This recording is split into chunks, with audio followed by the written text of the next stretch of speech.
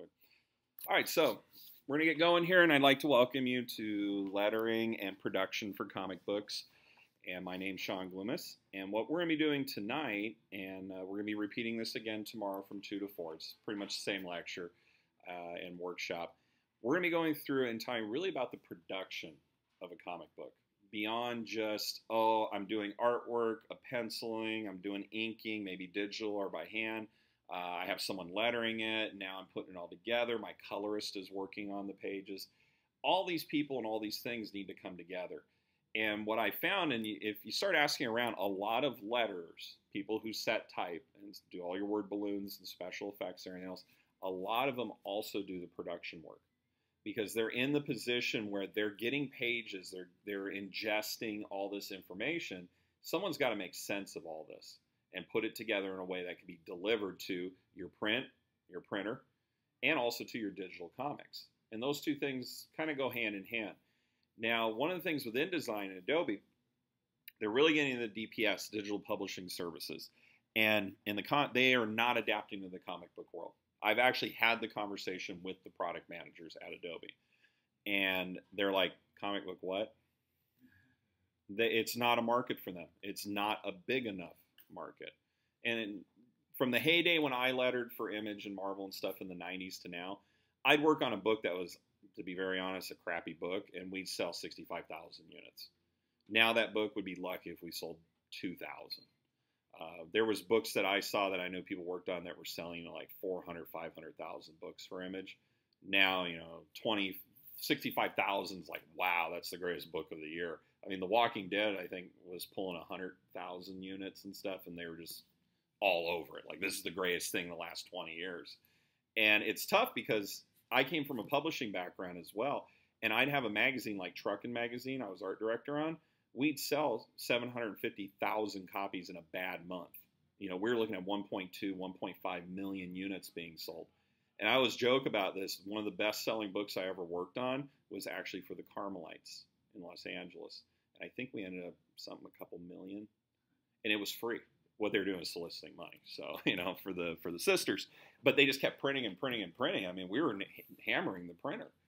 And it was just, the units just kept going out. So I don't want to knock this industry, but when we really look at numbers, there's a reason books are $6 because they have to pay for production. And that also comes from another side of this too. And I'm very frank about this and honest. The page rates for lettering are dismal. And honestly, this book I'm going to show you, Vigilante Project, we paid our penciler $20 a page and our inker, I think, $18.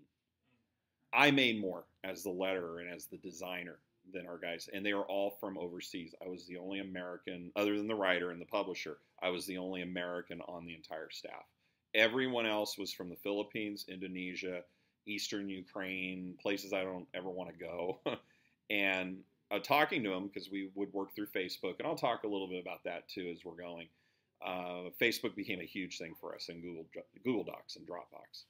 I just flat asked them, I go, how are you making money on a 22-page book at $20 a hit? You're making maybe $400 or $500. They're like, well, my rent's, $84 American. So there's that part of it too. They're happy, it sounds bad. They're happy to be making the money they're making. I look at it and go, I'd be living in my car. I can't afford, be honest, I couldn't afford to do what I do what I love with the comic book world and actually have a family, a wife, a house, and cars. It just isn't going to happen. But does that mean it's not something you should go after? No. I mean, it can be lucrative. You just got to find the right place. I know some letterers who work in-house, like at IDW and some of the other publishers. They're there on staff, but they do pump out a lot of books every month. They're the letterer for everything that comes through the door. So it's a little different in that case. Just to show you a few resources here before we get going. Now, letteringcomics.com is my site. I threw it up here really to put my stuff that you're going to need if you want to work along or you want to use in the future. But over on the right, I put up two resources, Blambot and Comicraft. And Comicraft I'll talk about first. They're the oldest. This is Richard Starking's Comicraft. He was hand letterer for years and years, and he moved over in the 90s, built up this entire, really, agency that works in Santa Monica on almost all the books. You start going through all the books that are out there, you're going to see this name pop up over and over and over again. And they do gorgeous work. They create fonts for pretty much anyone's handwriting that you can think of. It's here. So they sell fonts like J. Scott Campbell. This is his fonts based on his lettering.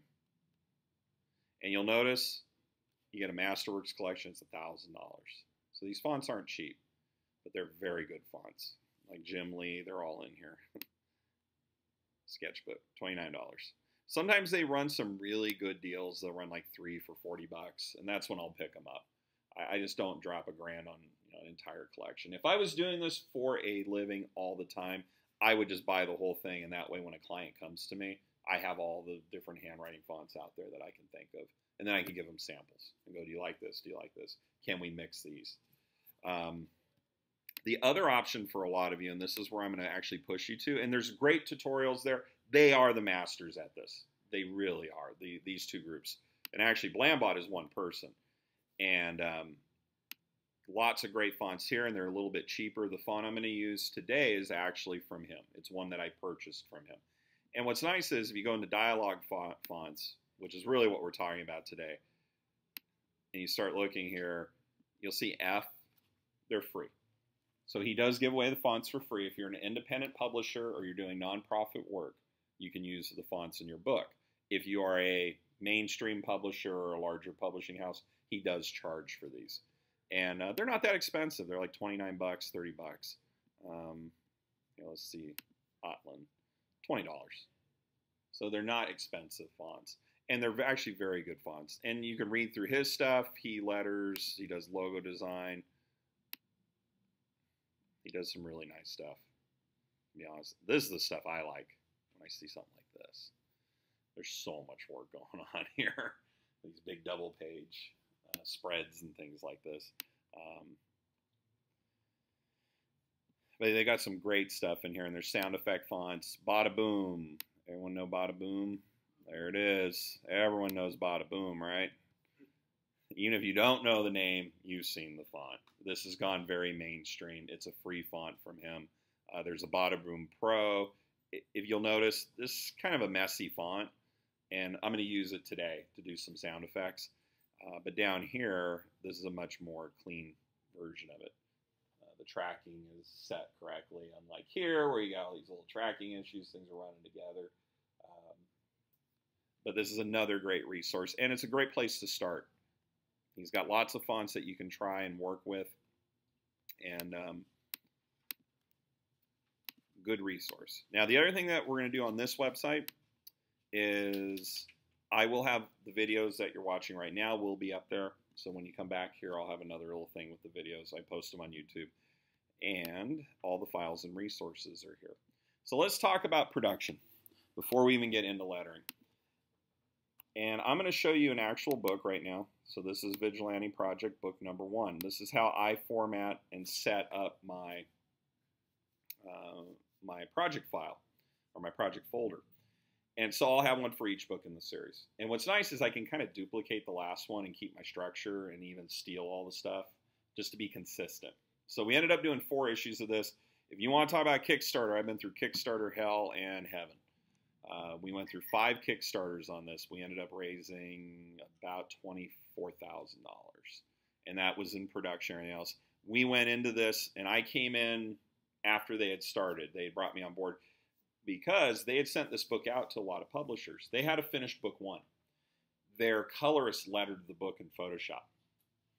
And I can't remember who the publisher was. I want to say it was IDW. But whoever the publisher was, they mailed back a copy of the book, wrote on a sticky note and said, "We like your book, but your lettering sucks. Fix it." And that was when they realized there was something wrong. They just didn't know. It was 2 guys, Chris Dickens and Phil, and Chris was he is just hammered through this thing. He did all his, he got all the money, got it all together. He found the artists. I mean, and he's still working. We're actually working on another graphic novel. He was going to publish 4 issues. I talked him out of it. I go, let's do a graphic novel. And so that's what ended up happening was we ramped up for that. We got the money for it, paid for the whole thing. And the other thing he did too, and I'm going to say this for for anyone who's thinking about Kickstarter, you better have a damn book done before you go into Kickstarter. I hate the Kickstarter ones like, here's my magical plan. I'm going to do all these things. He went into it and said, here's book 1. You can read it now. He put it right in the middle of it and said, I need money for book 2. I'm done with 1. You get a 1.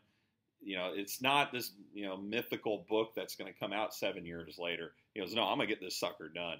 And his first time he didn't do well. The second time he got his full funding. And then with the graphic novel, that was really a good chunk of money. We had 3 books done out of the 4 going into the graphic novel. And even the 4th book was penciled. He had paid for the pencils. So that was how he did his Kickstarter. And he went through a lot of hell with it too. I mean, like all the t-shirt things and all that. He learned a lot on it. And I learned a lot too. I just kept saying no individual issues. We need to put out a 120-page graphic novel. I don't read individual issues anymore, personally. So I'm like, I want the whole thing in one shot. So anyway, getting back here. So that's a little backstory on the project itself. This is the interiors for the whole book. So this is the whole thing, fully lettered. Lots and lots of pages. Problem is we had 3 different artists. And there's some inconsistency in the art. But we got to a point where he wanted to redraw one of the issues, and I pulled him aside and said, let's not. It is what it is at this point. It's done, though. And that's another thing that in some of my other panels I bring up when we do the full-time, part-time one. And if any of the one today, I didn't bring this up, but Chris usually reminds me, he's usually on it, is finish things. Finish your projects. There's so many unfinished projects in the world. And even if you don't like something in the project, you're like, oh, that page sucks. It's done. It's out. Get it out there. Get the traction. You know, get that thing out. Get it running. Get it on the ground. Otherwise, you're just spinning your wheels constantly, 24/7. Oh, I got to change this. I got to update this. I got to do that. Just get the damn book out. And that's kind of what I tell everyone is get the book out. You'll be in better shape. We can always correct things and fix things later. We find something wrong, we'll fix it in the next run. You know, if we're only running 1,000, you know, not even 1,000, I think we were running like 200 books at a time. Well, the next digital run, we'll fix the problems. We'll change the cover. I don't know. No, it's not like the comic books of old where we put out monthly books and it was people collected them. We're in a different world now. There is still those people, and it's great. I mean, I love the industry, but consumption is different. And so we have to think about how much content can we produce and, you know, keep the momentum going. It's been 8 months since the last one, and so we're starting to see a dip in things. I'm like, we got to get this next whole thing done as quick as we can. So this is my production. You notice I have fonts. So there are my fonts for this book. I keep them with the project. Jack Armstrong is the font we're going to be using. Oh, real quickly, you notice, look at the size on these. This is an issue between Mac and PC with fonts. I don't know if any of you have ever seen this. It's a real pain in the butt is what it is. True type fonts and open type fonts on the Mac have a different fork. There's 2 forks in the file. I don't want to get super technical on this, but there's data in the file that when you write it to a Windows NT formatted drive, they don't move over. You have an empty shell that only moves. So you'll see 0 bytes for these fonts. It lost the data when it went over to the Google Drive, and I brought it back. If you're going to be moving fonts, like say I throw these fonts in here, zip them up, compress them. Like on the Mac, I can do a compress. It creates a zip file. That protects the forks because now it's just one package. So if you ever have that happen, like someone puts a drive and you move over your stuff and they give you fonts and the fonts are empty. That's what happened. Zip them up before you move them. That happens with both. Dropbox, it's a hit and miss. I've actually seen it happen once or twice and then it does. And it really depends on how it's set. Google Drive is on PC formatted drives, not Mac formatted. So that happens. It's just one of those things. If you forget to do it, it's always good to have your fonts local anyway. Whoops. Here. Let me get rid of that. So I have a folder for fonts. I keep the original fonts in there. I also have the fonts installed. But if I have to package this up and pass it off to another designer, they have everything they need. That's why I do this. You end up with multiple versions of fonts sometimes. That's not a bad thing when you're doing a search for something. You find it. Original files. Oh boy, let's talk about original files. So this folder here is everything I got from all the people from all over the world. They did not listen to me one bit. They gave me JPEGs for the colored files and not at the correct resolution. Now, I wasn't involved in this part of the production originally, so I got stuck with whatever they gave me. Luckily, 90% of the files were 300 DPI. So we work at DPI. If you're going to do a print book, I don't care what you're doing actually, whatever you're doing in the comic book world, your bitmap files, the files that come from Photoshop, the colored files, the scans, whatever they are, I don't care what they are, minimum is 300 DPI. Minimum. Actually, there is a minimum below that. It's 266 DPI.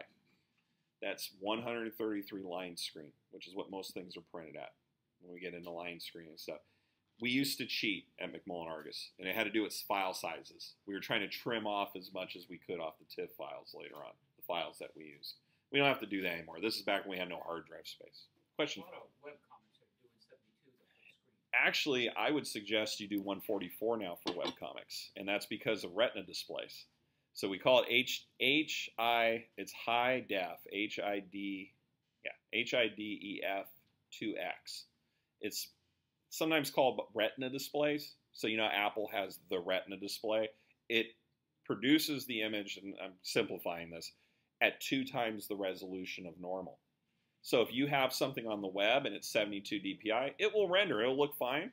But if the data is twice the data, the retina displays knows how to display the double the data. So you, like your phones and stuff, your retina, it's just a higher resolution.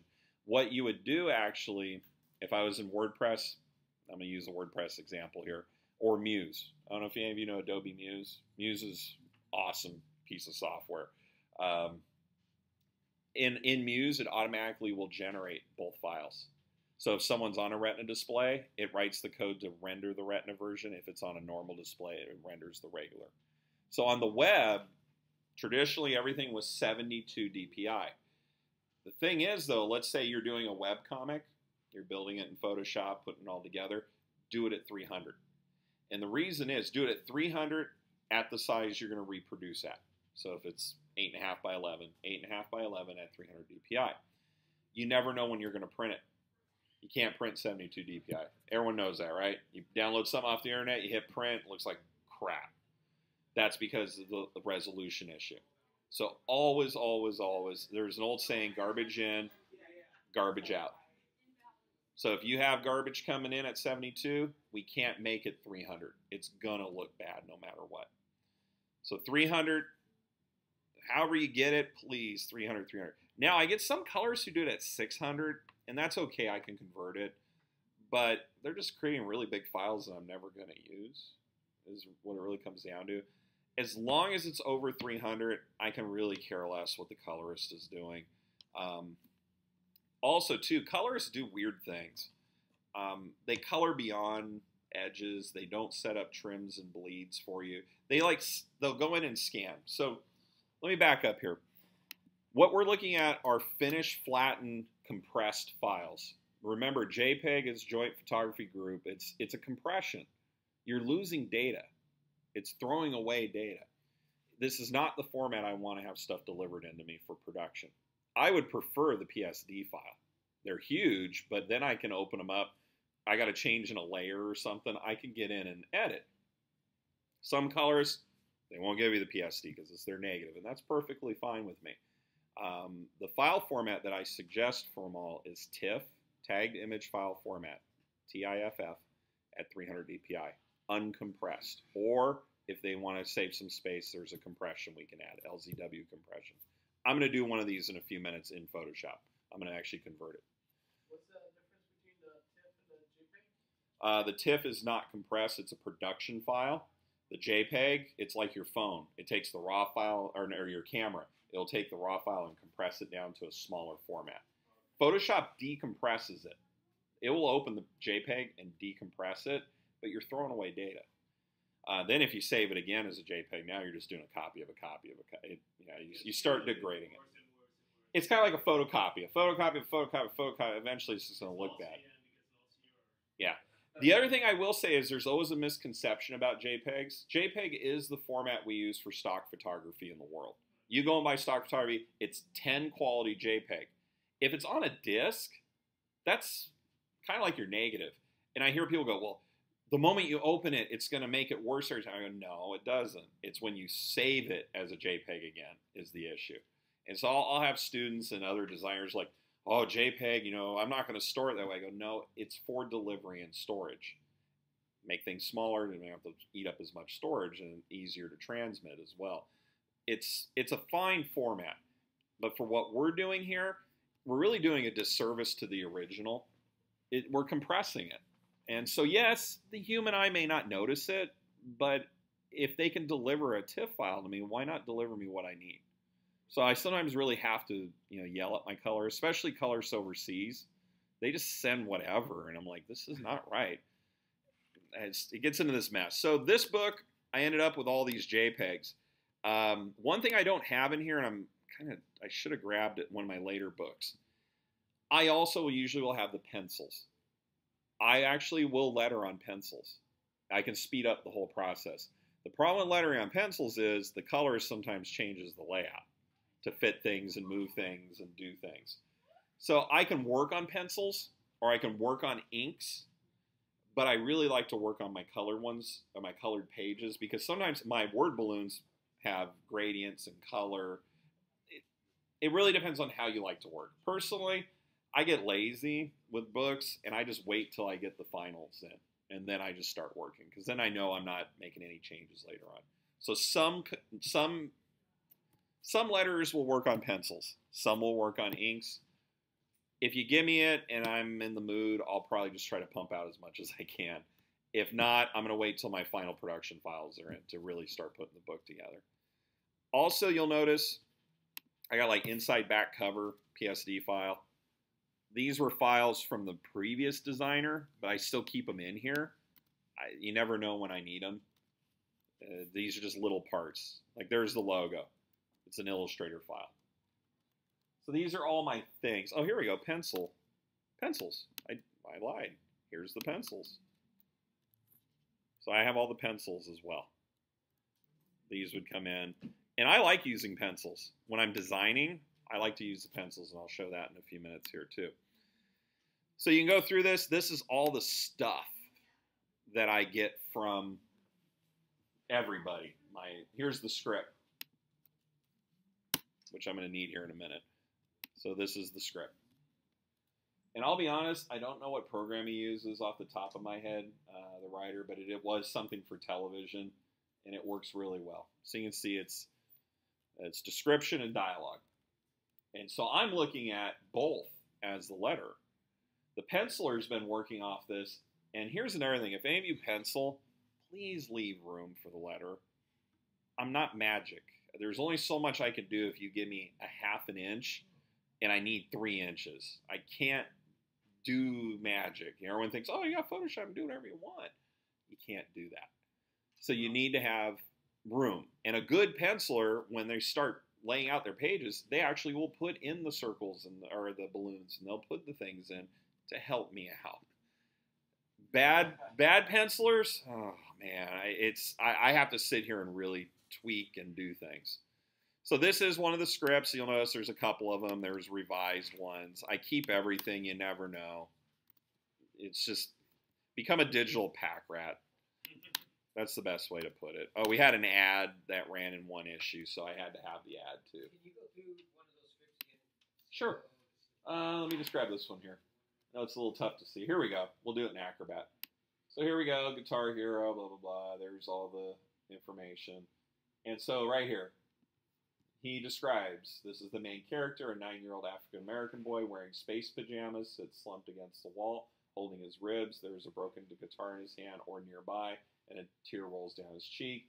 This is where I come in. There's a caption that goes along with this. So this is a full page splash page. Then, same thing here. This is a big double page, 2-page spread, and he really describes it. Chris was very specific, and the other thing he did, which helped our pencilers and inkers, he would go out and find photos and send it with it. Like if he described something like Right here, he wears jeans, boots, and motorcycle club vest with a skull on the back. He'll go find something similar as just reference. Especially working with other countries, we got the weirdest phones drawn in the first rounds. We never seen phones like that. The Indonesian guy had these weird, we're like, dude, that's not a phone. I don't know what that is. And he had to go back and take it out, and we sent him pictures of phones. Like, no, this is what a phone's supposed to look like a landline. And so little things like that help. Also, too, we had all those characters pre-done. So look, size, feel, all of that was done beforehand. He put together a Bible. He put together a Bible of all the characters, versus height, how tall they were. And the first artist did that for him. He would send pages over and go, do this for me. Draw this character in 3 different poses. And so then later people, he would just give the Bible and say, don't screw it up, That was a lot of pre-done work that Chris didn't know nothing about comic books. He went out and read a lot on the internet and figured out the problems other people had. And so I'm not doing that. So here you go. This is more of a full page. So panel 4.1. So I know what panel they're talking about. 4.2, 4.3. He really talks about what the church looks like. Here, I also have to look for that. Special effects, honk. So sometimes the penciler does these, or the inker does them, or even the colorist. It really depends on how you work that. Sometimes it's drawn into the page. Sometimes it's me putting them in. So I'm always looking, and you notice they're bold, so it's easy for me to find. And you go through every one of these, the whole book's laid out. And it works nice. Between all of us, speaking different languages, everything, it was pretty smooth because he spent the time and didn't just throw together, draw a panel of someone standing in a doorway. It doesn't work that way. I mean, you really got to describe what you want. It's almost like writing a script for television or film. We're doing storyboards. That's another way of looking at this is we're creating storyboards. We're telling a sequential story. So how do we do that?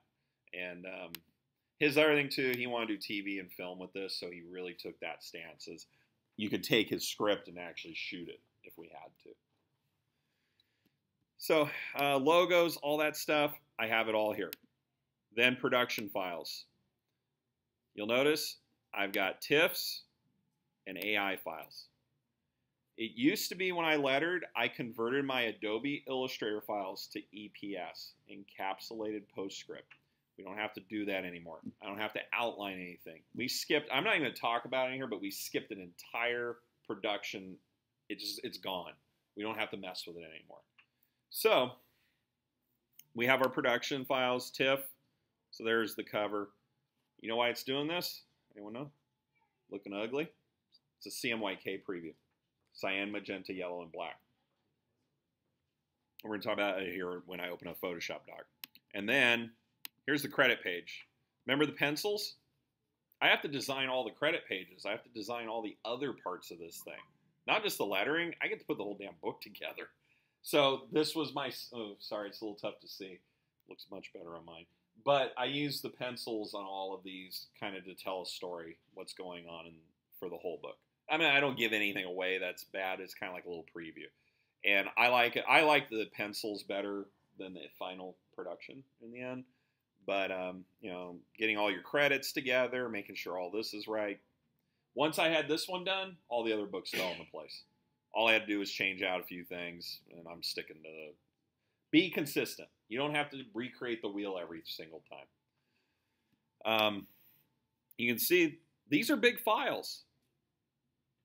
13.6 megs. Remember the JPEGs were like 1.5, 2. These are uncompressed files. This is production. They're not the preview stuff. So I have the whole book in here. And then all the way to rear, cover, inside. So it's a 22-page book, pretty standard. So there's that, and there's my letter. So that's the lettering that goes over that page right there.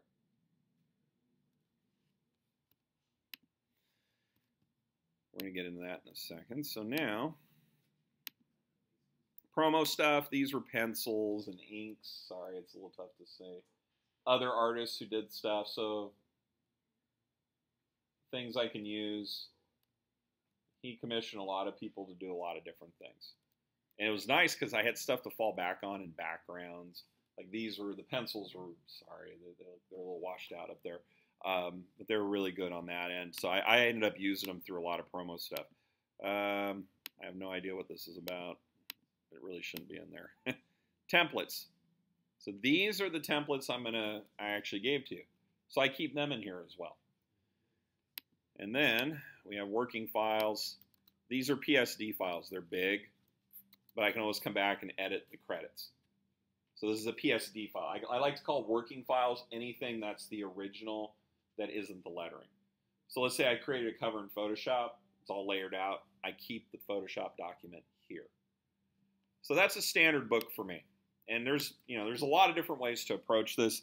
This at least keeps things organized on my end, and I can jump in and look at things quickly and go, oh yeah, that works or that doesn't work. So let's talk. And I'm going to go jump on the website real quick here. I'm going to download a Photoshop, my Photoshop template. It's not real big. It's only a half a meg, 500K. My Illustrator files are bigger. Let me decompress it. So everything's zipped on my website too. Everything is compressed up. So here it is. So I gave you all the rules here. This is what, if I get a JPEG, and I'm actually going to do this right now. I get a JPEG from my colorist in Indonesia. I told him not to do that. But it's all I've got. I'm going to bring it into this document. I am not going to use his original file in my production. I need to convert that file into something that's usable. So this is a 300 DPI RGB, red, green, blue. For those of you who know Photoshop, it's difficult to work in CMYK with all your filters and everything. So this is an RGB file. It tells you up here as well. RGB, 300 DPI, so 300 dots per square inch.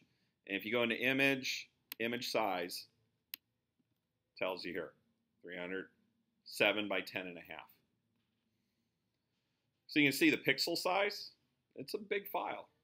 It's about 18 megs total if we start doing production work. So the red area is the bleed. At 7 by 10 and a half, this will get trimmed or cut off. So everything you see here in red gets trimmed off. So if I'm creating a page that bleeds, the artwork goes past the edges of the page, it's got to go at least and fill over that red area. So anything in that red, and if you notice, I put in guidelines for you.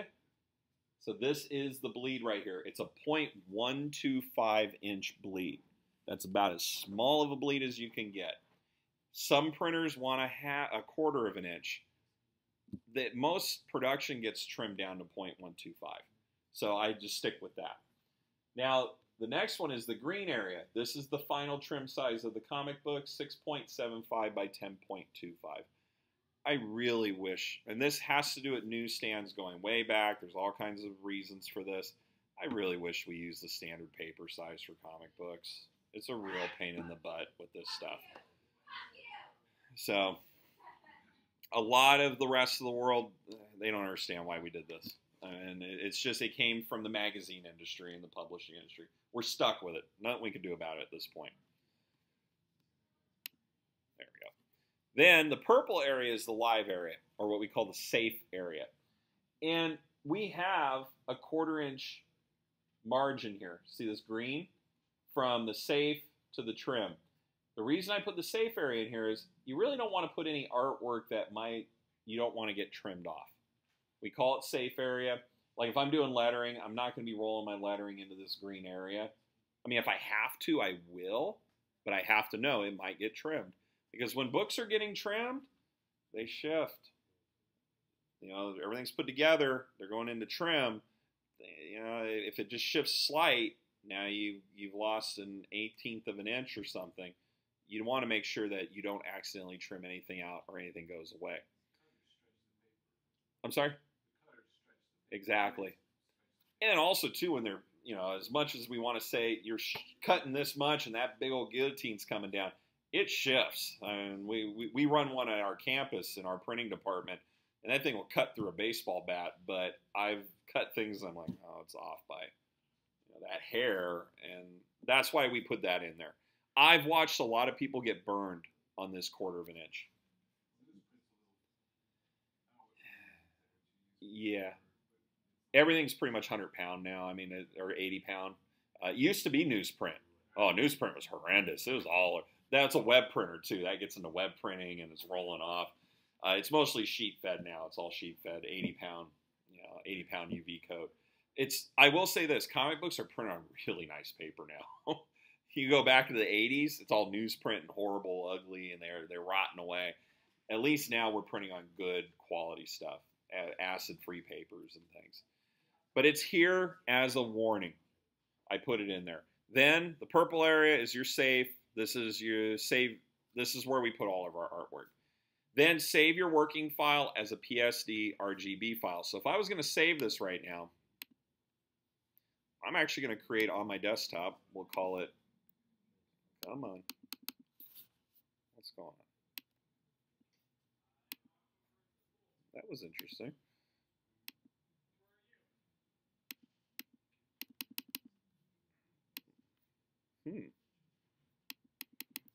Never seen that before. Uh-oh. Well, I'm going to pretend I saved it, okay? That's interesting. I'm not clicking on something right. File? Let me try it one more time. Save as. It's weird. Look, I can't even use my arrow keys. Oh, well. I can't even click. Yeah. Whoops, one of those updates broke it. Anyway, I'd save this as a PSD file, RGB, and then I'd put it in a working folder. Call it page 1, page1.psd. If you notice, I did 01. Remember, you have multiple pages. It's just, I find it easier, 01, 02, and then 10, 11, 12. Then we want to save as a TIFF with LZW compression. And I'm going to try something here. Look, I can't quit Photoshop. Oh, you know what it is? Oh, that's bad. Did anyone notice why I couldn't save? No, actually, it was the transform was on. That was why I couldn't close it. When I went to move to my move tool, it's set. So I moved it just somewhere I clicked. So now if I do file, save as. No, it's still not doing it. Ooh, something's wrong.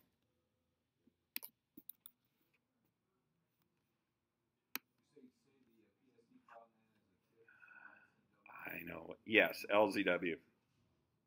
What is the LDW? Hold on. I know what's going on. I have a window open somewhere, and it's my screen size. I can't even quit out of Photoshop. So it's not Photoshop. It was my screen size here. Let me reopen it. File, open resets. Downloads. There we go. Just real quick, what happened when I resized my windows? There was another window somewhere that I'm not seeing in Photoshop. That was what was keeping me from quitting or anything else. So it wasn't Photoshop. It was me and my window size.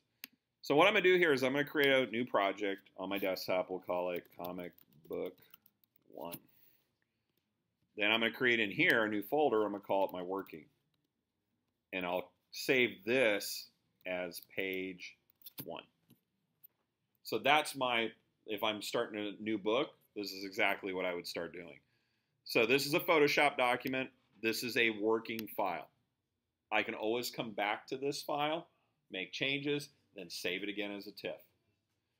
So let's bring in something real quick here. I'm going to take, let's go to my desktop. Let's go into my lettering. Whoops. Vigilante. Let's grab one of those original files. Let me just find a page. Ooh, that's a hard page to do. Give me 1 second. Let me do this. I need to pick a page to letter, so, and I'm just looking at the time. I don't want to go and pick something too hard today.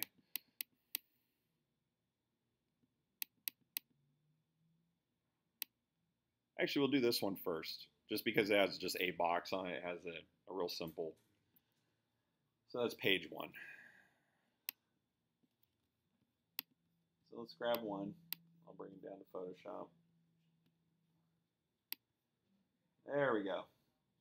So I don't know what the colorist was doing here. I got guidelines all over the place. Thing's a mess. But look at my layers, though. You notice it's just a background. It's been flattened.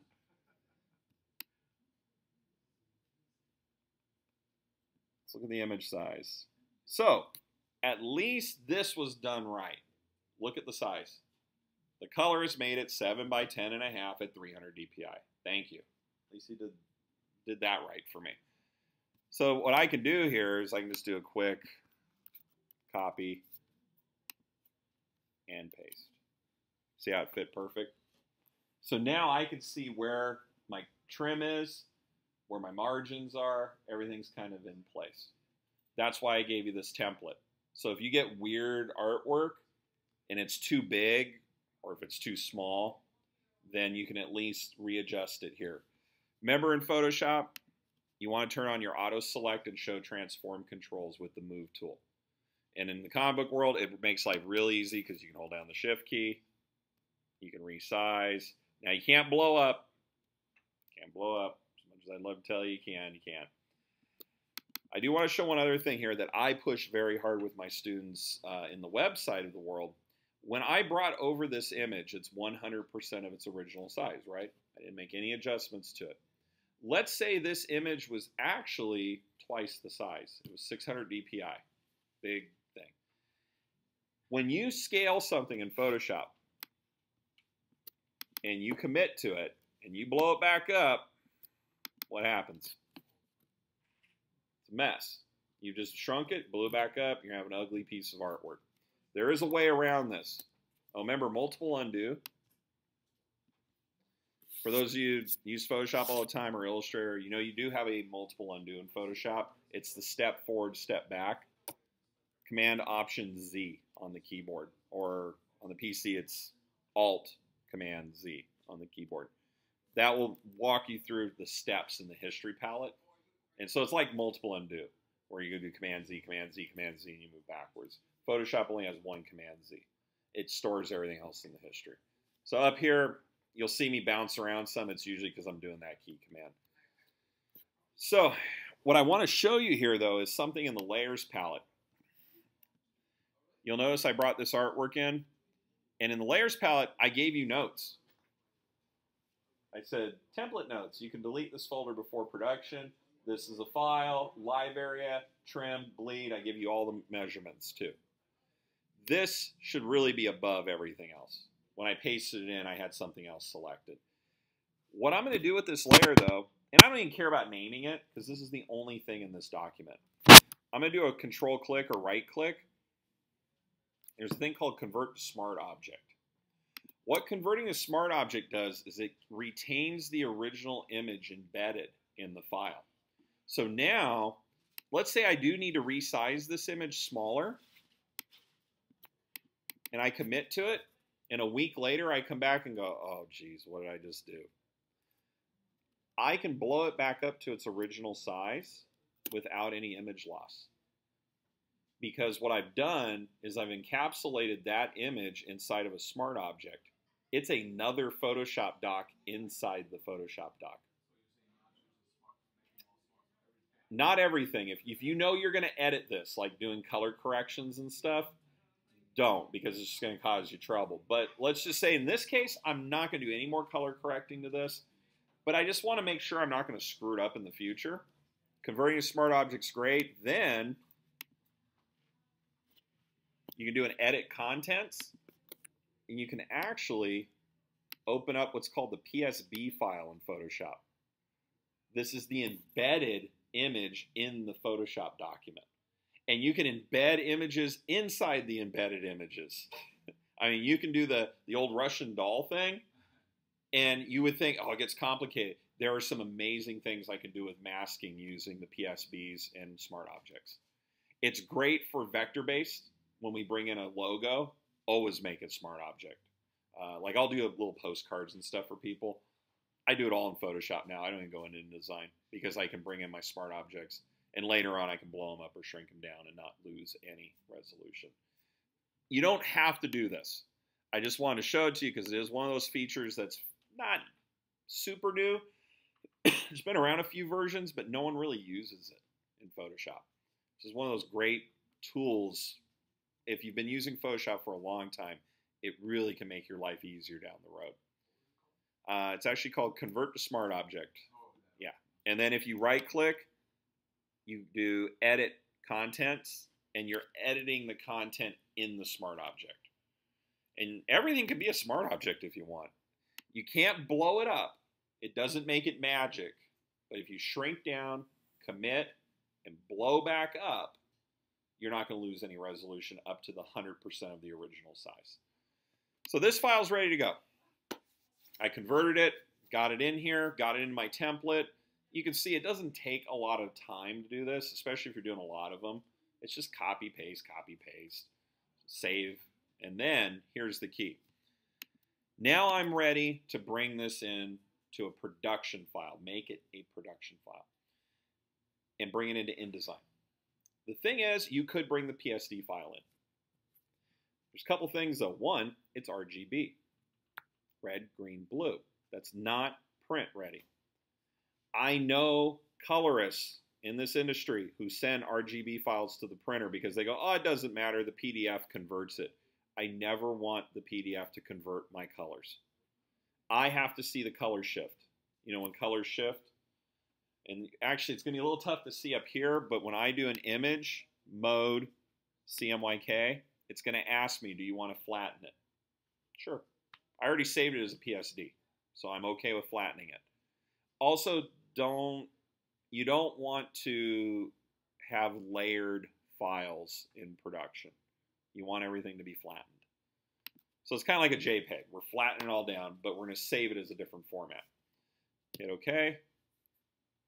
It's now been converted to CMYK. CMYK stands for cyan, magenta, yellow, and K is always black, because B is blue in RGB.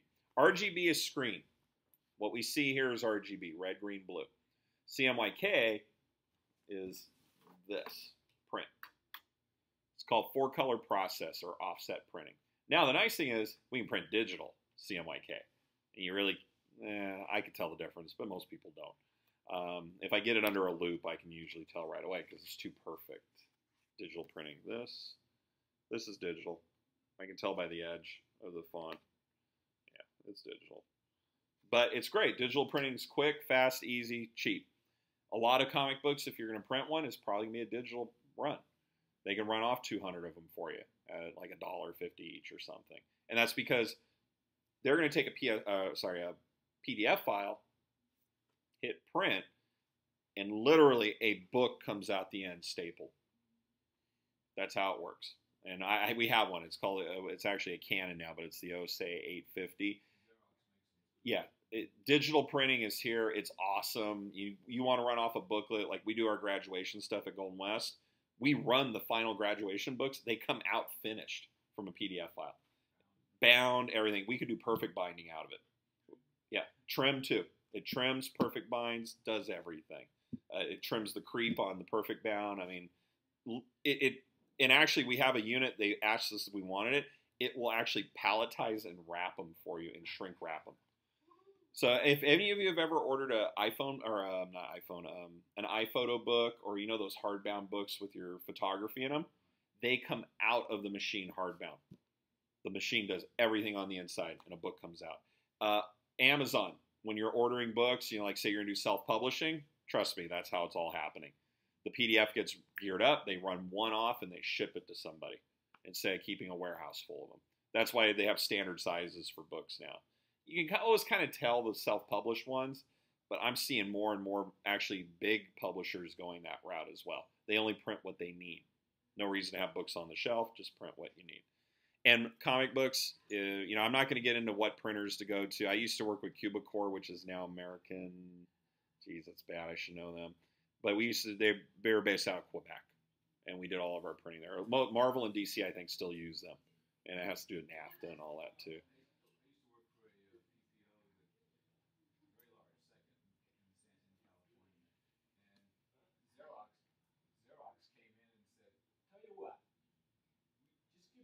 Room here and we'll give you a discount on all the printing. We'll put all our printing stuff in there and we'll just run it and have one of those Yeah, those big long machines. Yeah, And he said, we'll just do all your documents for you, all your flyers, bids, postcards, and all that stuff. And they had a shop in house. yep. You just walk downstairs and give it to the guys. Yeah, and that's really where things are going. And on our campus, we got rid of 3 offset printers, and we kept one color press to do envelopes because it's still cheaper. One thing I will say is, if you're going to run like 200 million of these, don't do digital. Offset printing is so much cheaper per cost. But if you only need 100 of them, it's going to be digital. You go to the little printers, Kinko type places. They probably have a Canon in the back or a Xerox, and they're going to run them off and trim them for you. Exactly. It replaces all the plates. It's just direct, and not even direct to plate. It's just printing right on the paper. Now, direct to plate is something else that will happen with 4-color offset. They're not shooting film anymore. They're just, I'm not going to get in that whole, that's a whole other class in itself. But what I've done here, getting back to our production side, I have saved this. I'm sorry, I didn't save it. I converted it to CMYK. Don't do a file save. If you do a file save on this right now, you're going to overwrite your Photoshop document. So did you flatten it first, then change it to CMYK? No, actually, when you flatten, or I'm sorry, when you convert to CMYK, it asks you, do you want to flatten it? Oh. It skips the step of flattening, then doing the CMYK. Always watch your color. There can be color shifts, especially in the reds. But I hate to say this, if the colorist didn't account for that, that's kind of not my problem at this point. I can't adjust colors because I'm a screw up skin tones. So hopefully the colorist was watching in CMYK mode as well and making sure his colors or her colors were set correctly. Yeah, if you save this right now, you accidentally go, oh, file save, you're overwriting your PSD file. Your layered file is going to get overwritten with a flattened file. So I threw that out there right now because I have not saved this for production yet. So let me back up real quickly here. Here's my layered file, RGB. I haven't done anything yet. When I go up to image mode and go CMYK, it asks, do you want to flatten it? I flatten it. And it's going to be web-coded swap version 2. Just hit OK on that. You'll notice now, my layers, it's flattened. If I go and just do a file save, and you can accidentally do this, you're going to overwrite your layered Photoshop document, your working file. So what we need to do is a save as. So don't do a file save, otherwise you're going to have a mess on your hands in production. The file save as is important here. So what I'm going to do, I'm going to go back one level, and I'm going to create a new folder called production. So I'm really creating my whole folder here right now. So page 01.psd TIFF, tagged image file format. It's been around, oh geez, over 30 years now. It is these, yeah, it's one of the very first formats. Hasn't changed. A compressed file with, yeah, there was a whole reasoning behind this to make it smaller. Targa was one of the competitors to it. Yeah. It actually has evolved in the sense that it has... On the back end, it has. It has adopted JPEG compression if you want it. It has adopted GZIP compression. And LZW, which is the old one we've used forever. So you can have it compressed, but you can have actually a choice of lossy or lossless. Yeah, and actually I don't even compress anymore with storage, and that had to go back. I may remember Bernoulli drives and Zip. Oh, jeez, the Click of Death and Jazz drives and all of that. What it came down to, and this is what I worked with when I was at McMullen on the publishing side. Truck and Magazine was massive, and so we would actually save our files at 266 DPI, 133 line screen to cut down on our file sizes. TIFF compressed, just to try to save space to burn DVDs. This is back when DVDs were like $9 a pop, trying to fit 4.7 gig on them. Yeah, 500 and the horrible Jazz drive. And oh, how many remember SideQuest? Oh, yeah. I had all my fonts on a 30 megabyte SideQuest drive, so that's how far back I go. Anyway, I'm going to save this as a TIFF file for production. This is my production file that's going to go into InDesign. It's what ends up going in the PDF. It's what ends up going to the printer. This is that part of it. So format TIFF, I'm just going to save it. And this is where the image compression comes up. And you get to choose LZW, zip, or JPEG with a quality setting. I'm going to suggest most of you do none or LZW. You can use the others. What I would really suggest is talk to your printer. Talk to your printer. If you do none, you're probably fine. But you got to remember there's going to be a longer RIP time, raster image processing time. That's what we're getting into here, and that's a whole other class. But what this had to do with is how long it takes to actually, when you print something to your printer and it sits there for a while chugging on it. Well, guess what? At the printer, same thing happened when we used to run our film and stuff. It had to rasterize, and had to sit through and chug on it. So I'm going to say none in here. I've been doing none lately, and I've never had a printer scream at me. But if I am going to compress a little, I'll do the LZW. It's the format I'm familiar with the last 20-something years for compression. Everything else I leave the same. All I'm going to tell you right now is just hit OK. That's probably the best way to do this. That file is now ready to go into InDesign. So I've taken my colored files. I threw them into a nice little template that I built. Now I know my sizes. Yep, this is just a big, this page we're looking at right now is a full bleed, full just one panel. But if I had others, yeah, or it's actually a splash page is really what this is. But here, I'll pull up, let me do this. I'll actually take a page that has panels. Let's find a real, there we go. People getting beat up. Let's find something else. This one here. Let's take page 11, 2B. There must have been a change to it. So same thing. Ooh, I think this one's screwed up. Awesome. No, darn. I was trying to find one that's messed up. I'll copy it.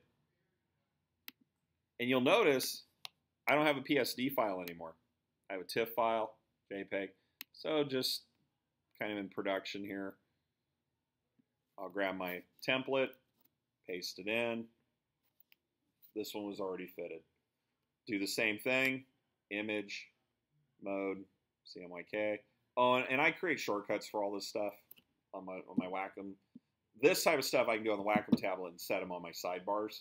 So if I'm sitting here converting all day, I'm clicking things. Or you create actions for this as well. Create your actions, and you don't have to sit here and do all these steps every time. Yeah, I know. Yes. So now I flattened it with the CMYK, and I'll save as, and this will become, let's go desktop, comic book 1, production. I think this was page 5, wasn't it? Page 05. And oh, here's the other thing I do. Sometimes I forget to make it a TIFF. I save it as PSD. You'll notice the file size. It'll be like 5 times the size it should. So that happens. You can just reopen it and save it if that is the case. Okay? I now have page 5 ready to go. So I would sit here and do all 22 pages just to make sure everything's set up correctly for me. Preferably, they gave me TIFFs. I can then bring them in, still check my sizes. Now, if they did come in as 7 by 10.5, I could just convert them and throw them in production. I don't have to put them in my layout if I don't want to.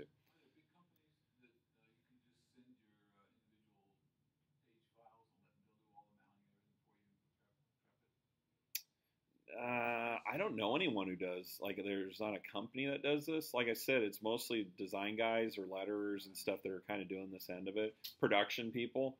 They're mostly freelancers. Everyone I know that does it is either a freelancer or they work at a publisher, and that's their job.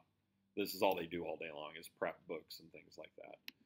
And this is where Google Drive or Dropbox comes into play. We're all working in the same area, so everyone has access to this. Hopefully they're dropping them into the originals while I'm converting and moving things around. I love the cloud. Cloud's awesome for production. All right, so I now have some files to work with. So now we need some lettering. Now to speed things up just a little bit right now, I'm just gonna letter that very first page. So let me jump back and once again on my website, and I gave you some notes, the same notes that I have embedded in the files. I put them here just so you have them. We're gonna do Illustrator next. So let me download it. I gave you 2 versions of the Illustrator file. I gave you an AI, an Adobe Illustrator document. and I also gave you an EPS, which stands for Encapsulated Postscript. So hopefully one of the two will work for you. I'll go with the AI. And it's not big, 1 meg. Ooh, our internet here ain't very good, is it? That would have been done like already at home or at work. All right, gotta wait a few minutes. Come on. So here's my AI file. Get Illustrator open. I love Illustrator. Illustrator was my first love, even before Photoshop. My first Illustrator was Illustrator 88. So, and I knew freehand too, for the freehand people in here, but Illustrator was always my baby. Uh-oh, I'm missing a font. Look at that. I love the new Adobe Typekit stuff. Now that font's missing completely. So I'm going to hit close. Adobe Typekit is every font Adobe used to sell. It used to be a $3,000 package. It's included in your subscription now. And if you notice, for those of you who've been in production for a long time, that window that just opened up, Adobe Typekit will try to go find, whoops, now I got 2 folders. No, it goes on the internet and tries to match it up. So if we're all using Typekit and I don't send you the fonts, it'll automatically download the font and install it, which is, I love this feature. I mean, yes, and no, it automatically puts it on the hard drive. So it downloads it and installs it. So then you have it from that point on. Puts it right in your fonts folder, so you don't have to worry about it. So I'm missing this font, which is not a good thing. I guess I didn't download it the other day, but it's okay. I can live with it for the moment. I'm going to hit close. So this is my Illustrator layout. I don't know if you noticed, there's a box called Libraries now. There is a shared library in your Adobe Cloud.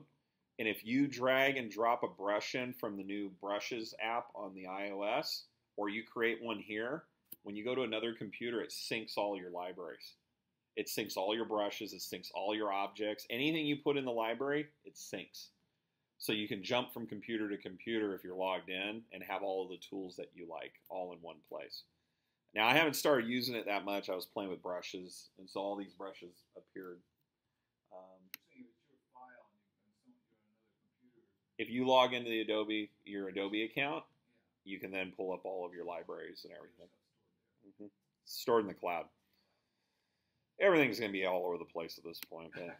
So this is artwork with bleed is 7 by 10.5. This gives you a 0.125 bleed. Same thing we talked about.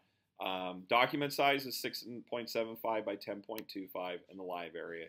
So it's the same measurements that we had in the Photoshop, just in Illustrator now. So let me open up a file, and I already know I'm going to have some issues here. Not good, but it's okay. Bad, Sean. I wasn't paying attention. Remember that font issue I talked about earlier? I ran into that with this. All right, let's see here. Let me go to my desktop. And I am going to skip ahead real quick here, and I'm going to grab production file. Blah. Sorry. Not used to doing this at 9:30, sorry. Let's go to production. Okay, so here's my problem. This is my lettered file that we're looking at right here. And I'm missing the font. Jack Armstrong is not installed. So it's telling me, hey, you got problems. Jack Armstrong's all screwed up. You're not going to find it. So I could find the font. It will try to go and find it. I already know I didn't bring it. That's bad of me. But this is my AI file. It's ready to go. It's already been lettered and everything else. So what I do is this. We're going to go and open my sample page. Let's get rid of this stuff on it because I don't need it. I want to talk about layers.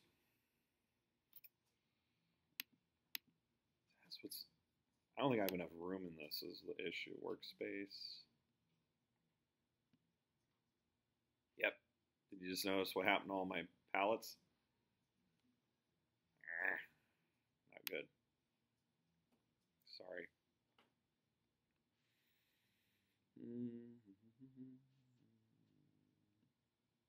There we go. I'll have to go with type, which is fine. So Command 0, fit in page. I go over to layers. I've set this up for you. There's 3 layers in the file. There's the template. It's locked. That has the guidelines. I've set the guidelines in the template file. Background. This is where we're going to place that TIFF file. So I'm going to do File, Place. And I'll do page 1 right now, just real quickly, because I'm watching the time too. I want to make sure I get through all of this. So comic book 1, production. I'm going to place the TIFF. You'll notice, link. Don't embed the file. This is like the biggest no-no on the planet. Illustrator is vector-based. Photoshop is bitmap. It's pixels, points. When you place a bitmap file into Illustrator, you're going to blow the Illustrator file up huge. So what we want to do is link the file so we see it in there. So I'm going to place it. This is the production folder. We're going to delete it before we go to InDesign. We don't need the file in Illustrator, but I need it to work. So I'm going to click. And here is the greatest thing ever. Illustrator, Photoshop, everything in the Adobe line. See that little green line that appears? I'm right on center. Right there. See how it snaps to? And it says center. See right in the middle? Boom. I've got my artwork in place with bleed, placed in the exact spot I need it in Illustrator. Now I can start lettering. And then the key here is consistency with file sizes. So everything is lining up. So when I take these 2 files into InDesign, I'm just going to have to go boink, and it's all going to just snap into place. There's no me questioning, oh, does this fit and that, and I'm moving things. Everything snaps together. And in earlier versions of Illustrator and Photoshop and InDesign, we didn't have this tool. So I actually have on the template file, there is a box that's invisible. That's the exact size. I drew a square, a rectangle in Illustrator with no stroke and no fill, and it's placed on the template layer. In older versions, it will help you snap it together in InDesign. Now with the new tools, don't need to do that, but I leave it in my template just in case someone's got like InDesign CS6 and Illustrator CS6. It will help them. So it's something left over from years ago, but you don't even have to worry about it. You don't even know it's there, to be honest. Now, the key here is you need to lock the background. So you lock the background. Now, can't accidentally move it. I can start lettering. Now, real quickly, I didn't bring that font, so you know what I'm going to do? I am going to go steal it. I'm going to go grab a Blambot font real quick. Oh, do you have it? Yeah. Oh, you do? Ooh. If you got it, yeah. I don't. Sorry. Anyway, well, let me show you real quick. I'm going to go into dialog fonts, standard. Yeah, if you got it, it'll make my life real easy right now. Thank you. Let me grab what looks good. Finisher Collection. I'm going to install Finisher Collection real quick. OpenType. Please use the OpenType fonts. I know there's a TrueType font. It's a different type of font. Use OpenType whenever you can. Mac and PC use the same format. If you notice, we have Mac TrueType, PC TrueType. OpenType works everywhere. It's all good and awesome. So I'm going to install this just to show you what happens when we install a font. TrueType might be OpenType. No, OpenType is a universal. It'll work on Mac or PC. Yeah, universal, but OpenType is what they call it, OTF. I'm going to install these just so I've got them. Do you have the bold version on there too, by any chance? Oh, awesome, thank you. Save my butt. So there we go. I just installed all the back issues. It's a nice font. It's an older font, to be honest. Look at the J. I like that J. I like the K too with the little leg. But no, very few of these fonts have lowercase, so you have to get them are separate. I only do lowercase in very specific situations when there's whispering. I know Marvel did it for a while. Everything was sentence case, and I'm like, it's not right. And I'm old school that way. I don't mind doing it, but I'm never going to do an entire book all lowercase. And even like The Watchmen had lowercase, but it was only usually when they're dealing with captions and things like that. You'll see it mixed in. I did that in a book, actually on going back here, you'll see it right up in the corner. We had a robot. He spoke in lowercase right here, and it was a different font. So when I worked with the artist on it, he goes, he has a British accent. I'm like, what how do I supposed to do a British accent? British font. Yeah, I go, yeah, I can do some old chancellery font, and I go, no, that ain't gonna work. So I just, well, the nice thing was he always said sir. So I go, well, at least he's doing that. So that was one of the few times that you'll notice I'm usually all uppercase across the board on this. Yeah. I go, just do everything in Old English. Then I don't have to worry about it. And it's unreadable. So I'm actually going to do this page right now using the font I just downloaded. So I go back and look at my original files. This is where multiple windows. I got 6 screens at home. Or at work, I mean, not at home. I work in like this giant, thank you, one computer. So I have an iMac, and I go buy these little adapters. They're about $40. They're from Diamond, and you can plug it up to a 27-inch monitor. The refreshes are kind of on them, but with the Thunderbolt, I can plug in 2 into the Thunderbolt. Oops. Sorry. If I can do this right today. Not breaking. Thank you. Batcave.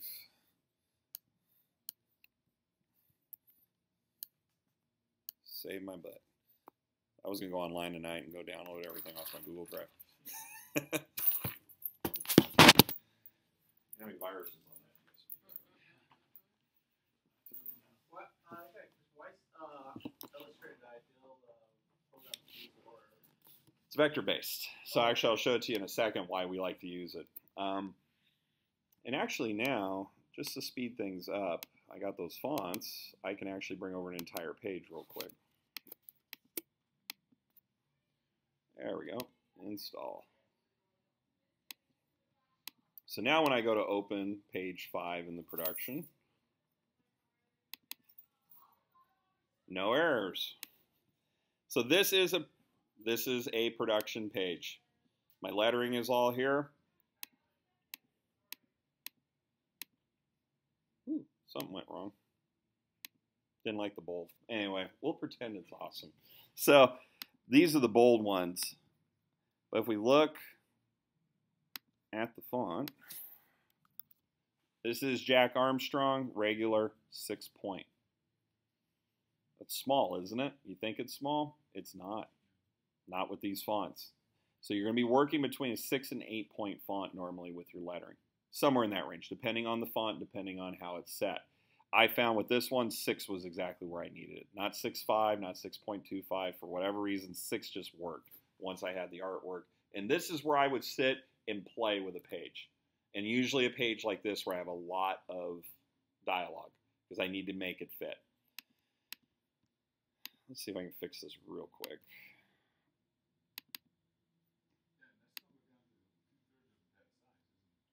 Yes. No, it's not. This is real size. Sorry. No, this is 100% production size. If it did, I'd have to go larger. That's the problem. All the artwork's done at, yeah, it's double the size. By the time it gets to me, it's not. So let me fix all this here. This is where I come into play. I bold things sometimes when I'm reading it, and this gets into, I think I said a little earlier, the William Shatner way of acting. It's like, yes, actually my kerning is already set. Like I have it, I preset all that. I do one word balloon, get it all set, and then those are my settings all the way through. Sometimes I have to, depending on what's left of me. But like that William Shatner is like, no, here's a good example of the I. It's possessive, right? Or God, that's bad. There we go. Sometimes if this was like if I put injustice or I would do lowercase there instead. But when you're talking about yourself, it should be with the bars. So no, and that's, I think in the script, the no was just a normal no. I bolded it. And I need somebody to talk to. That's actually what's going on in my head while I'm reading this stuff. There's just times when you've got to put something on it. Like, yes, no. And sometimes the writers get mad at me, but if I can justify why, and over time they trust me, I'll just go through and I'll do that as I'm lettering. That if there's something happening in the panel and it needs bold and then I'm going to do that. So the main reason I did this real quickly is, well, first of all, let me go and place page 5 so we can see what happens when we put it all together. So if I'm working, I'm going to pull up page 5. There's that wonderful center. Come on. There it is. Intersect. This is where I like my big monitors. I think that's on center now. Whoa, that's not page 5. That's page 11. Whoops. I screwed it up, didn't I? You have 6 monitors high, so it's not screwed up. Nope. You have 6 monitors. Is your cursor in each one? No.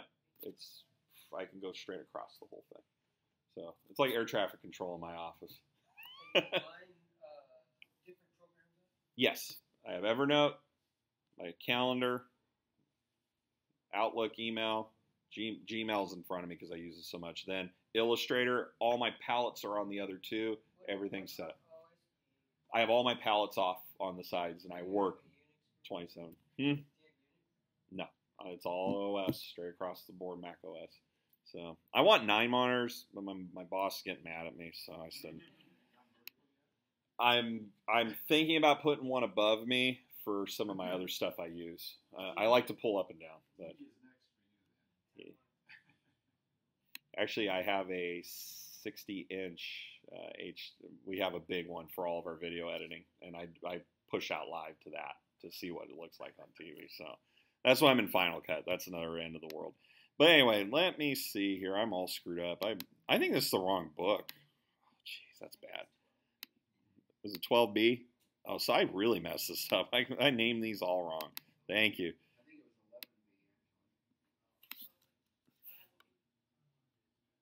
was 11B. Ooh, let's open this page because it's a big one. I'm just going to open page 12 actually here because it's got a lot of things going on. Stuff it would take me probably about an hour and a half to do in here. You know. Oh, one's open type. I have a difference in fonts here. It's the same font, but yep. There we go. Yeah, it screwed some stuff up. Sorry. Yeah, and you know, this does look a little different. But anyway, you can see I got a lot of stuff going on here. So this page 12, when I place the background, file place, and let's do it 12.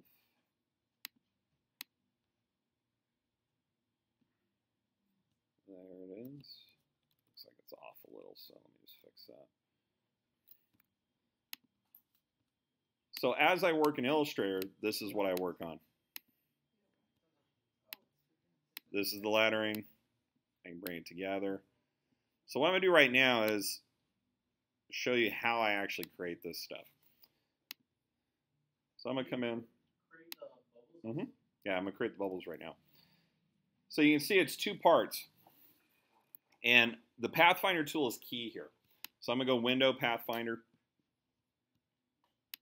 And I'm going to recreate this one right now. Now you'll notice, if I just come in here and draw a circle, it's not a really good word balloon. You'll notice on my word balloon over here, I've gone in and I've actually used my open selection tool, and I'll come in and actually readjust all my anchors to fit. Now I don't do this for every one. Once I get my look and feel down, that one page, I'll sit here with a single page and work on this until I get a feel that I like. That way every one of my books don't look the same. It's not always the same word balloon, not the same oval, not the same look to it. I'll customize this all day long. I'll come in, grab my paths, until I get a feel like, there we go. A little too much. Oh, that's an interesting blue. Until I get a real good feel for this. And so what I'm going to do right now is I'm going to really cheat. And I'm going to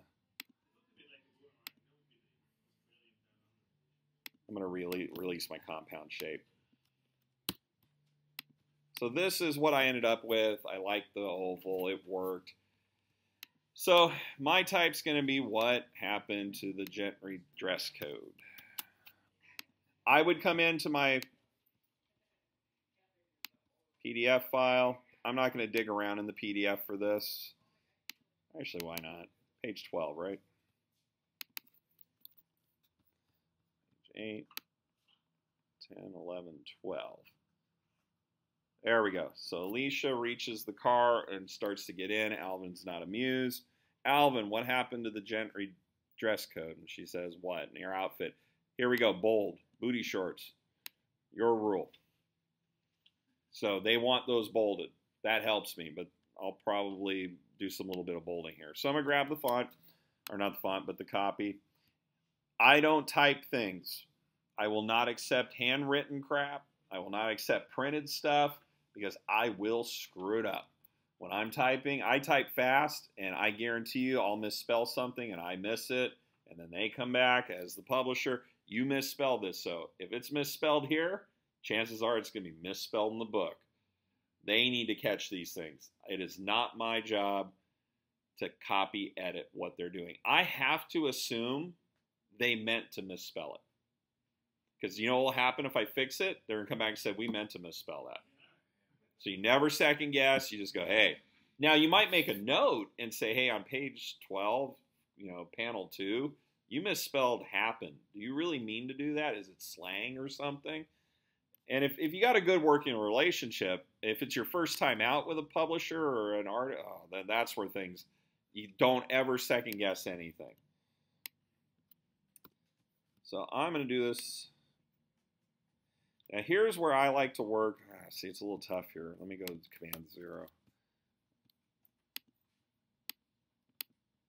I like to work outside just to get things going. Sometimes it's hard to work on artwork. I'm going to grab my type tool, paste. So we just got boring old nothing here, right?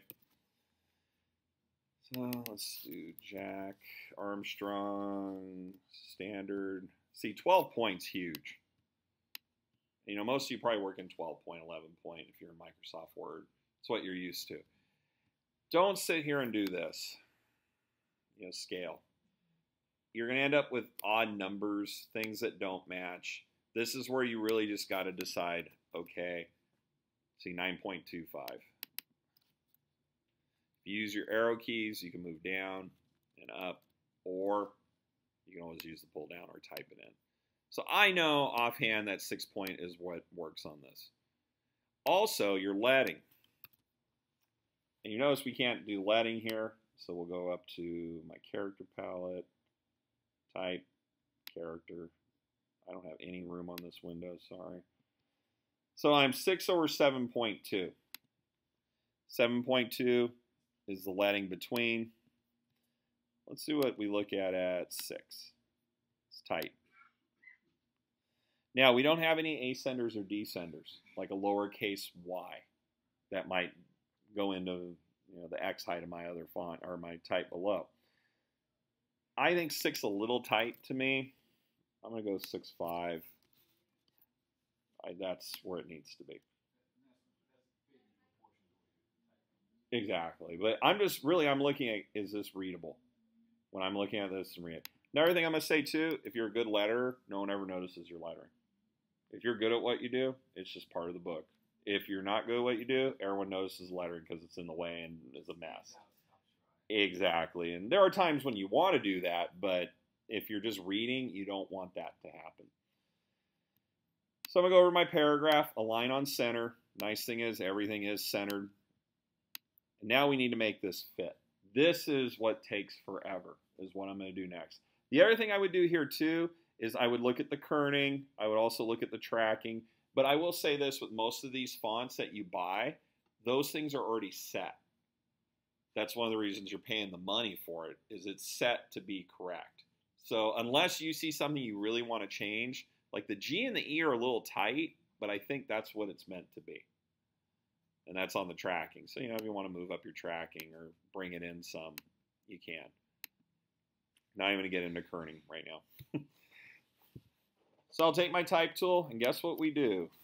We start breaking this into something that will fit in an oval. All right. So what? And I want to show you what happens here. I see this all the time. Everyone squares it off.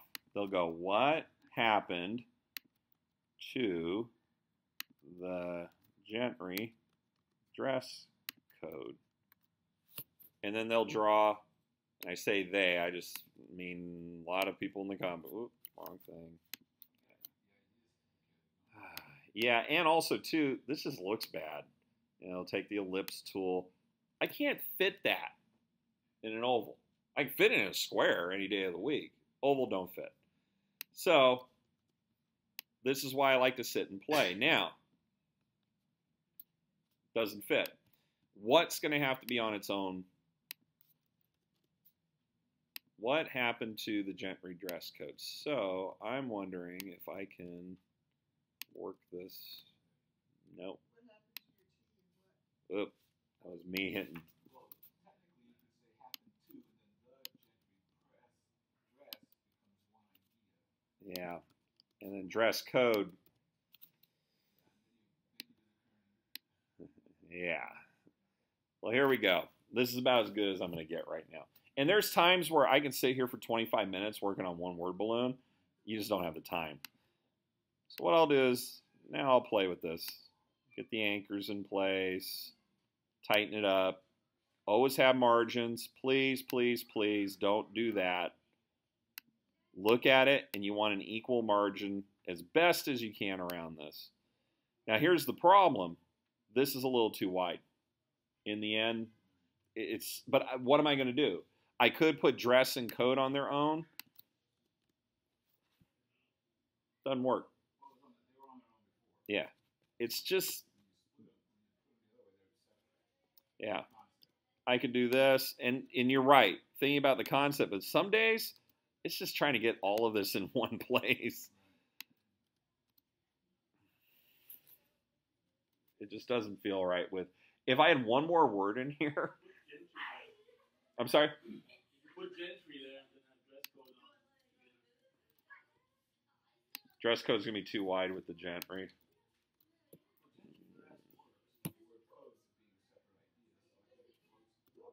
Yeah. Honestly, this is where undos come back in. So I'm going to go with what I had before here. This is why I love. You need an extra adjective there, right? Yeah. This is where I would call up Chris and go, man, stop writing stuff like this. I'm also going to adjust my anchor points a little here. And I'm doing this quickly because I know I'm running out of time. Just enough to get this. That's not real pretty, so I'm gonna kind of leave it with that. Oh, that is ugly. Sorry. I'm just gonna go with, and I'm hoping I can work that bottom as well. The other thing I'm gonna suggest you do is, as you build these out, and I have one, I just didn't bring it because usually when I'm working on a book, I have this stuff off to the side. Build out a template page with all your word balloons in it. And you can get them also, too, from, yeah, sorry, they're throwing me off. It's like my house here now, all the kids outside. Comic Craft, when you buy some of their fonts, they'll give you a page of all your word balloons already pre-done. And then you could take them and tweak them and play with them. Not my finest hour on a word balloon there. Ooh, it's not good. So anyway, I'm going to skip ahead. So we're going to pretend that looks good for once. Now here's another thing. Do you break a bubble or do you work inside the bubble? Those are decisions that need to be made right now. So if I want to keep this in this bubble, in this box, I'm going to have to do some work to this. And it's going to change the way I set the type. I'm going to kind of skip ahead. Once again, I hate to do this. Not my favorite thing to do because I'm carrying an idea from one to the other. And it may work here because she's walking up, like in the booty short thing and all this. But the eye doesn't draw over here, too. I can maybe move it down a little. What I would prefer to do in this case, and I didn't do it originally because I think I was just out of time, is I'm going to take this word bubble, or word balloon. I keep calling them bubbles. I'm tired. Sorry. Remind me not to do this late. And let's grab... I got this set up differently at home. See? Sorry. You can tell I'm not doing my key commands right anymore. Let me grab, and I'm just going to create a nice box. So what I'm going to do is I'm going to crop this off. And I'm doing this quick and dirty, but usually this works. Pathfinder tool. Now I got to remember which Pathfinder it is. There we go. So if I'm going to crop this into the box, that's how I do it. I have to draw my boxes. I did it real dirty, but it doesn't matter. They disappear. Here's my balloon. You know, I may adjust it, get into place, grab these, and it's the second one, which is minus front. Now that fits within the box. Now I can take this in and start playing with this a little bit more, and I'd probably spend another 10 minutes making it fit. But even that I can now start playing with. So let's say that's good. I'm going to make it a little bit bigger just to fit it. So there you go. Most awesome word bubble I've ever done.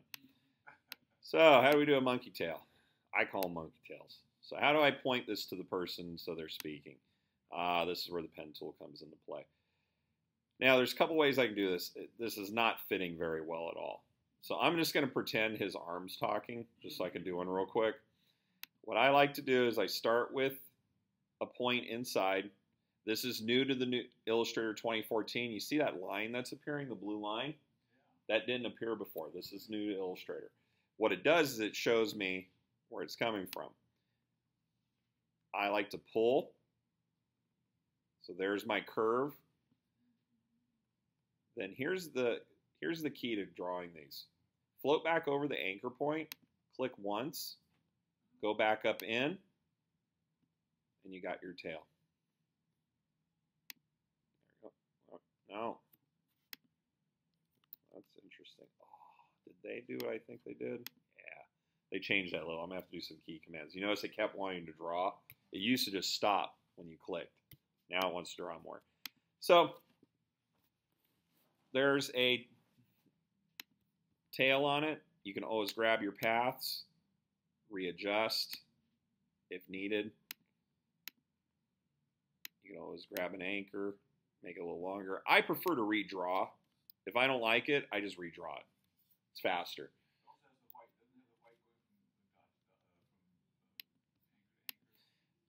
No, I don't need to close this path. No, it's not actually. If I pull this out, it closes it, but that's not a closed path.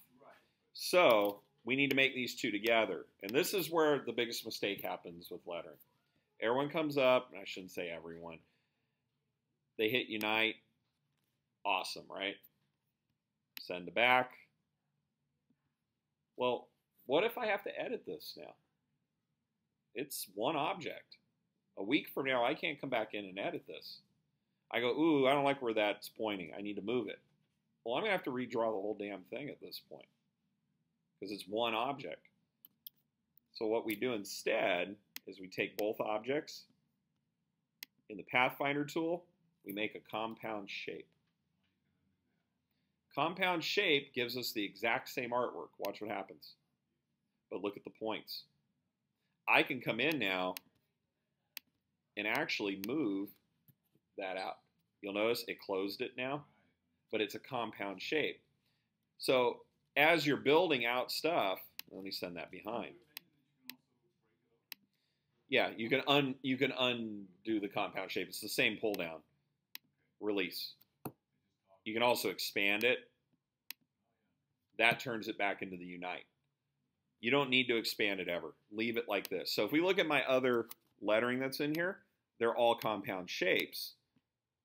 See all the compound shapes? So if I really like this little one here, I can go copy paste and just take pieces of my stuff and rearrange it. If you use the Unite, you're stuck with what you got. There is no issues with this in production, printing, sending stuff out to print. All right, so we got all this together, and I know I went through that a little quickly on that end, but I want to do one last thing to show you how to bring it all together, which is our last file. I'm glad I'm doing it twice this weekend. Now I know what I need to do tomorrow to adjust. So nice thing is I'll put up all four. I'll put up all four of my videos, or 2 videos. I didn't break this one up, sorry. All right, let me download the InDesign file.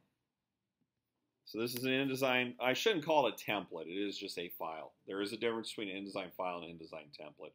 I'm going to rename that because this is not a template file. All right, so we got InDesign. What's new in InDesign? Lots of cool stuff. So what we have here is the exact same file dimensions, 6.75 by 10.5. This is Adobe InDesign. This is where we bring everything together. This is the production side of it. I'll set large amounts of type in here. Like if I'm doing a page, like a letter page in the back of the book, I'm gonna do all that in InDesign. I'll bring in artwork, and you'll notice on my layers, I have 2 layers, artwork and lettering. So I try to keep this simple. All artwork, the TIFF files go on this layer. All lettering files, the AI files, go on the other. So what I'm going to do is I have a single page in here. We do use master pages. They're all set up, ready to go. I would add in 22 pages or 24, 32, whatever it ends up being. I would just add those pages in. I'm in InDesign at this point. So let's bring in 1 page. And I'm going to use my artwork from my other book, not the ones I just created. Well, actually, I will. I'm going to do File, Place. And I'm going to grab my new one. And I'm going to go to my production. And this was 12B, right? Is I think what we said. So I'm going to open it. Remember that centering I talked about? Oh, look at that. Tells me exactly I'm right in the middle. See the purple crosshair? There's my artwork. This is the TIFF file. Brought in, placed on the background layer in artwork. I lock it. Don't need to move it again.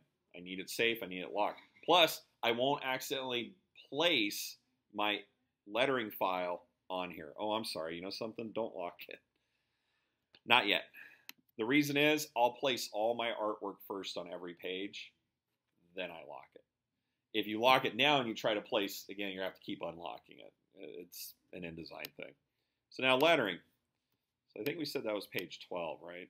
So I'm going to pretend I opened page 12 and I saved it into production, even though it's in here, production. This is why I like everything organized. It was 12, right? Yeah, this is page 12. Same thing. I just placed it. Ah, look what happened here. It's not the same size. This is the wrong page. All right, thank you, 11. That's bad. I should know my own production stuff. Yes. Yeah. Well, let's just pretend it is 11 at this point. So when I do a file place, this is one of those little things with Illustrator and InDesign. I'll just do 13. You need to turn on Show Import Options before you open and place it. The reason is Crop to, Bounding Box, Visible Layers Only. You want to go actually to Crop, or Trim, sorry. If you don't, you end up with a placed file that's not the full size of the page. It's only what the artwork is. And let me do it first just to show you again what happens when you do not do this. You do file place, no import options. I'm just going to grab a page, whatever this is, and I hit place. See how it's not the full 8.5 by, or sorry, full comic book size page? If I do a file place and do the same thing with the import options on, and I go to trim, remember trim is my, it's now the size of the page. There we go. You'll notice there's a bleed here. The bleed shows back up. See where the red is? Not the right page, but they sit right on top of each other. There's no guesswork here. I'm not off by a pixel. I'm not off. It's always on every single time. That is totally the wrong 2 pages, but that's okay. So then I would save this, save as, put it back in my desktop, put it back into my comic book 1, and I'll call it issue 1 or whatever it may be. INDD, this is an InDesign file. Word of warning, InDesign files don't go backwards. CS6 can't open 2014. This is the one program that once you've committed to whatever the new version is, you're committed to it. You can export things. It doesn't work real well. I'll save it. And I'm going to pretend I have an entire book done now. I would go through and do this on all my pages. I'm putting it together. File, export, and we're going to get ourselves a book. So PDF, I do print. And the only thing to remember here, if you're printing it at home, do a high quality print. Or you're just proofing, to send it out to someone where it's not, if you do web or smallest quality, things are going to look bad. Lettering is going to look great. Images are going to look bad. So high quality is great just to send to someone to proof. They're not going to notice any difference on it. It might be a little fuzzy, but we go press quality.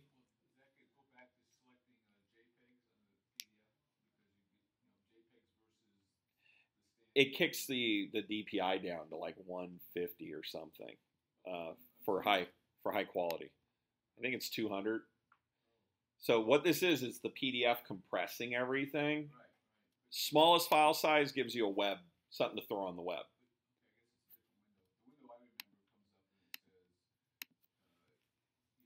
That's it right here. Now we don't need to worry about that. The presets on this, I do high quality print if I'm doing it in-house. Like I'm going to run it off my inkjet or my inkjet printer. If I'm actually sending this to the printer, it's going to be press quality. Always talk to your printer if they want specific settings here. I'm just going to say I don't know, so I'm going to do that. Marks and bleeds, I usually just do crop marks. And then the bleed, 0.125.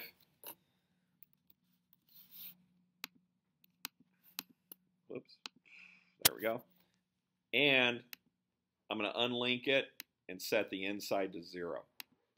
That's important. You don't want to bleed on the inside page. You got 2 overlapping, now you got a double bleed on the inside. This stops it. Yeah, in the truck. Exactly. So I'm going to export, and hopefully I have something that's decent. There it is. Nope, that's not it. Where'd I put it? There it is. So there's the book. This is pretty much ready to go. All I have is crop marks for crop. Always talk to your printer.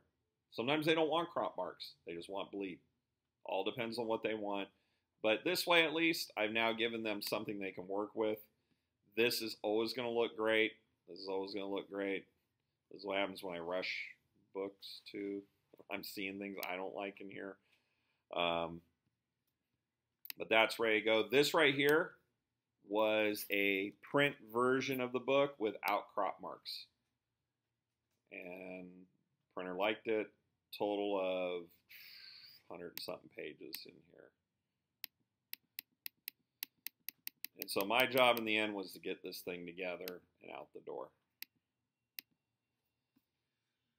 Now, special effects, all those things, there's fonts that do that. I just want to show you, it'll take 1 minute. I want to show you what I do on special effects. If I get someone who says they want like ring, like a phone ringing, I'm going to use Bada Boom for this, but you can use any font.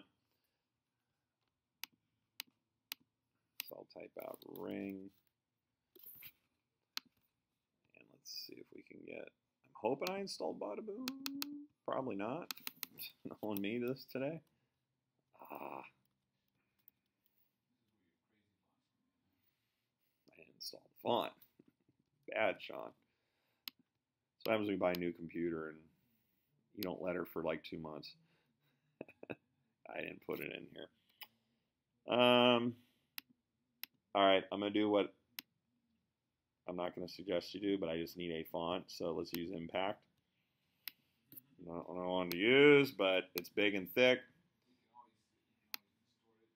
Yeah, I can play with it. So I'm going to do create outlines. I'm going to copy it. I'm going to apply a stroke. Let's do black. We're going to make it, ooh, I don't know about, that's too big. Let's make it 14. I'm going to do what's called paste in front. Edit paste in front. I'm going to add a stroke of yellow. Add about 10. Oop, too much. Let's do 5. And then I'm going to do a paste in front again. I'm going to do a stroke of 1. Let's make 2, actually. And then I'm going to paste in front one more time and fill it with red. So there you go. That's how you do multiple strokes in Illustrator. There is no tool for that. I can do in and out strokes now in Illustrator, but to get that on top of, I have to do those extra strokes. Then I can come in here. Yeah, it's all one layer. So if I took this apart, these are the parts I just created. And it's really an illusion more than anything else. We've been doing this since the early days of Illustrator. And they haven't come up with a tool for it. I don't think they will.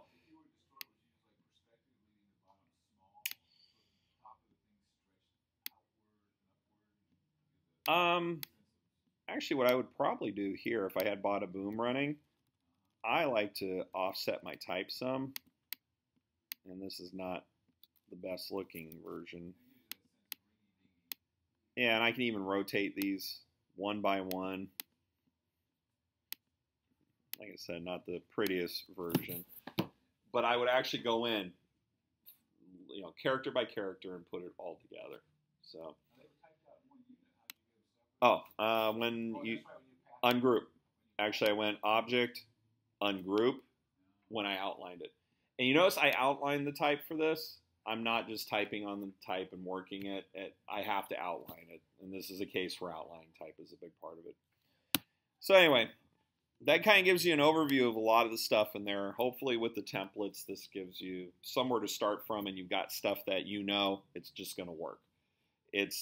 The art of lettering is a whole other like 2 hours in itself, sitting here and really going through the whole thing. There you go. So, I actually only hand letter when people really ask me to, with an Ames lettering guide and a T-square and all those wonderful things. Let's just say I don't want to do it if I don't have to do it. I really like to do it. I really like the look, but it really just, in the end, it's just not, it's time versus dollars. Not me offhand, no. I probably should do my handwriting one day, or my print block. And I actually still do cursive the old way. I had a teacher in 4th grade who was like from the 1940s, and she came around and basically screamed at us all day long. And so I write like my grandmother writes. I have that same, because I learned when I was in elementary school from one of the old school teachers. Now my kids are handwriting. I'm like, what is that? I go,